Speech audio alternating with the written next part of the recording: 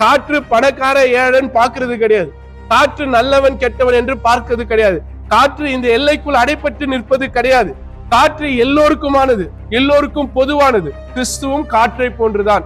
அவர் எல்லோருக்குமானவர், எல்லாரிலும் அவர் இருக்கக்கூடியவர், எல்லோரிலும் வெளிப்படக்கூடியவராக இருக்கிறார். அந்த காற்று எப்படி பயணிக்கிறதோ ஒருவன் காற்றை போல் மாறணும். அப்படின்னா கிறிஸ்துவை போல் நான் மாறினாதான் ஞானஸ்தானம். அதுக்கு முன்னாடி இருக்கிற அடையாளங்கள் முக்கியம் அல்ல. அது எல்லாமே ரிச்சுவலிஸ்டிக் சிம்பாலிக் ஆக்ட் தான்.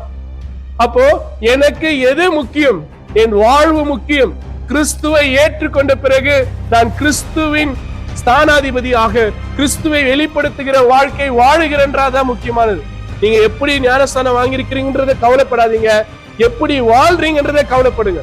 அடுத்த முறை யாராவது நீங்க என்ன ஞானஸ்தானம் எடுத்தீங்கன்னு கேட்டீங்கன்னா, நான் என்ன ஞானஸ்தானம் எடுத்திருந்தாலும் அது உங்க பிரச்சனை இல்லை, நான் கிறிஸ்துவுக்காக வாழ்ந்து கொண்டிருக்கிற அது போதும். அப்போ இந்த ஒரு புரிதலோடு நம்ம செல்லும் போது இன்னும் அதிகமாக நாம் பலப்படுவோம்.